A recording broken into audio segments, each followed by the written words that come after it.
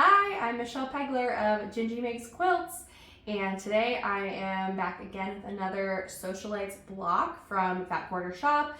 This is a free sew-along, and I've got all the links you need in the description if you want to participate. We're working on block 10 today, which is called Flourish, and I've got some alternative cutting instructions for you if you want to do things a little faster with the half-square triangles and the flying geese portions of this block. Here's the version I made, and I laid out the flying geese a little bit different than the pattern, but all the components are the same. And then after I show you the cutting instructions, I'm also going to show you how to make half square triangles 8 at a time. So let's get going. So let's talk about the alternate cutting for this block. There are a lot of different components to this block, and some of them I'm doing like the pattern says, but some I'm doing a little different. So for the middle piece here, square and a square, I am using foundation paper for that. I really like the result I get when I use paper for square and a square, otherwise it does not come out square. But then I'm changing the other things. So you have to make 2 sets of 4 flying geese on this block. So there's the inner one that's kind of this teal color where the background is the points of the flying geese. And then there's a second set of flying geese where the background is the middle of the flying geese block. So that's this outer one with the blue. And there's 4 of each, which is perfect for doing flying geese 4 at a time. So that's what I'll be doing. And I will link to the video where I do a full walkthrough of this if you need to go see how that's done. But here's the alternate cutting if you want to do 4 at a time for each of those sets of 4. And so I put here the pieces you're replacing in the pattern. I didn't copy it down, but you would essentially copy this down. And so for each set of 4 flying geese, instead of having to cut 4 rectangles and 8 little squares, you get to just cut 1 large square, these are all squares, and 4 smaller squares. So these are all square dimensions all the way down. And again, I'll link to the video showing how you do that. So I've got my sets here. This is going to be the one where the background are the corners of the flying geese, and then this will be the inverse of that, where the background is the middle part of the flying geese. So then let's talk about the half square triangles. There are 8 half square triangles around the corners. On here it's that pinkish color. The pattern will tell you to make those 2 at a time. I decided to make them 8 at a time since there's 8 of them. That goes faster. And here's the alternate cutting directions for that. So you're replacing pieces F and B in the pattern, and of each fabric you just need a single square to do the 8 at a time method. So I'm doing the 9-inch block, which means I cut 1 5-inch square of each fabric, and I've got that right here. So there's my 2 5-inch squares. So these 2 squares are going to turn into 8 flying geese or half square triangle blocks. So the first step I do on that is I just mark a diagonal both directions on this. I prefer to use one of these Hera markers. It doesn't leave any sort of lasting mark, but it leaves a nice indentation that you can really see when you're sewing. So I'm just going to mark both of those diagonals, and then I'm ready to start sewing.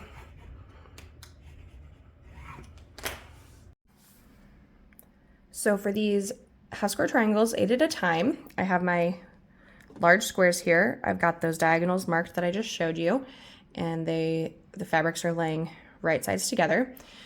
You could pin this. I don't think it's necessary. These are going to be trimmed down, so none of this has to be really precise. So, pin or not if you want.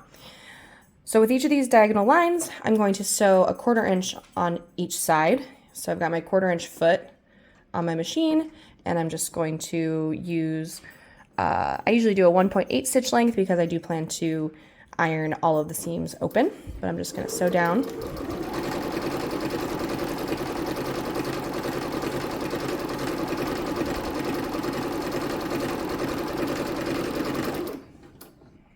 And now I'm going to sew on the other side.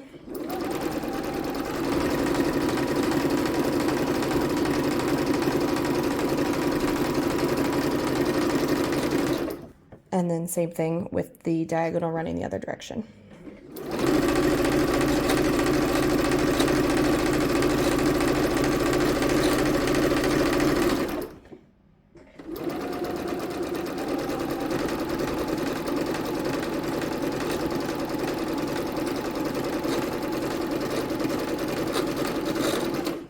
The next step after you've sewn your lines on either side of the diagonal, which you can see here, is to cut these apart. So we're gonna do a few cuts.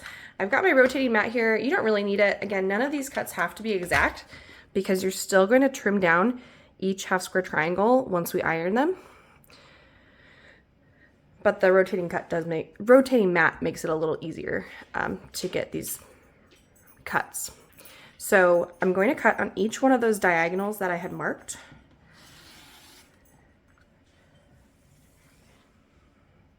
Trying not to shift it too much as I put my ruler down.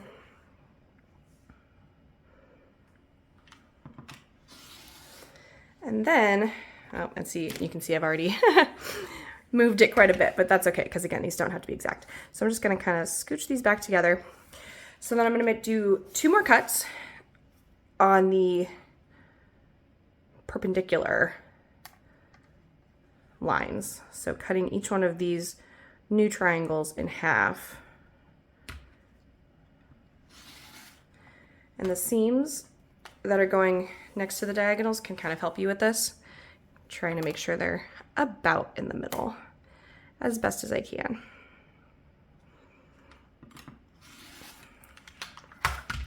So now I've got 8 pieces, and you can see that once we open up each of these, it's going to be a half square triangle. If you wanted to use directional fabric, you actually could do that with this method because the block has radial symmetry. If you want some more information on half square triangle 8 at a time fabric directionality, check out the link in my video description that goes to my free tool for all of these half square triangle and flying geese conversions, because there's also graphics showing how you can make the fabric go in different directions with how you place the fabrics to start with. So next I'm going to go iron all of these seams open. I probably won't show you that, and then I will show you how we trim them down. I am now ready to trim down my 8 half square triangles. I'm going to check the pattern to see what size they're supposed to be. So for the biggest 9-inch block, each one of these is going to trim down to a 2-inch square. So I will take one. You can use whatever ruler you want. I'm going to use my little 3.5-inch one here. So I'm going to put that diagonal line on the ruler, right on the diagonal of my half square triangle unit. And I'm going to make sure that I'm far enough over so that I'm going to have a full 2 inches in both directions. Trim the first 2 sides. Spin it around and trim the last 2 sides by making sure it's going to be 2 inches square.